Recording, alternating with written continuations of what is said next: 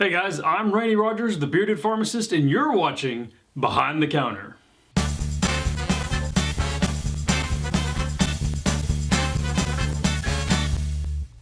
So it occurred to me recently, we've done several shorts and no behind the scenes, so I wanted to give you guys a quick look at our filmmaking process.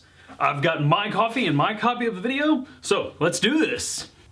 Silly as it may seem, for a quick 2 to 3 minute video, I do write a script for each short we make. And if there are any visual effects involved, I'll go ahead and sketch a storyboard. That just helps me keep my shots organized. So we started filming this particular video at my parents' house because I have these buttercups blooming. I wanted to give the illusion this is a very peaceful, happy video, like a baby formula commercial or something. I have a whole craft table with snacks. Brought Dr. Pepper for the crew and a whole bottle of goldfish. Oh, stop! Good? Did I scare you? Yeah. Jermichael! What? You left your baby! Oh. So, how do you get a baby to explode and throw your lead actor back 15 to 20 feet? Well, as much as I would like to have the budget and the gear for stunts, I don't. So, we'll green screen and layer. Relatively speaking, it's pretty simple. All you do is film your scene a couple of times and then add the film together. So the first thing we do is get a fake baby and turn it into a dry ice bomb. Here's our baby, which is creepy as heck. See that thing? That's creepy. This thing. What, the baby? It has eyes and they open and close. Okay, do it. So the first thing we do, we go ahead and blow over our baby, film with 2 cameras simultaneously. That's our base layer to work with. Wasn't too happy with the explosion, but come back to that later. We started with the easy stuff and worked up. So I have Jermichael sprint towards the baby in a desperate, futile attempt to save it. Then I have him, land beside me, which is the end of his trajectory there. Lay down gently.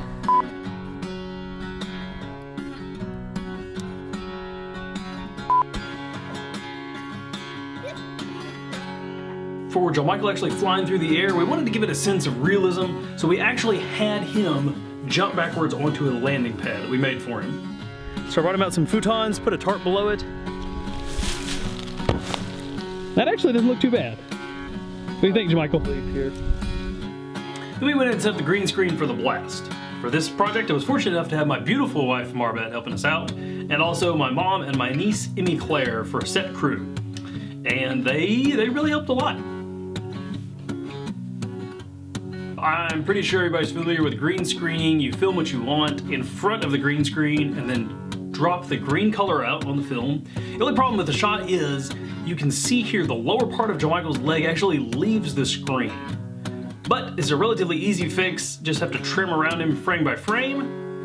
Then once I've done that, I will set him on a motion path so it looks like he's flying backwards. And now we'll go ahead and piece everything back together. And don't forget to add me back in there, since I wasn't actually there when the baby blew. So, now you've got a decent looking scene. The blast, however, was a little underwhelming. So for that, I had a small side project. So here I am, refilming the explosion.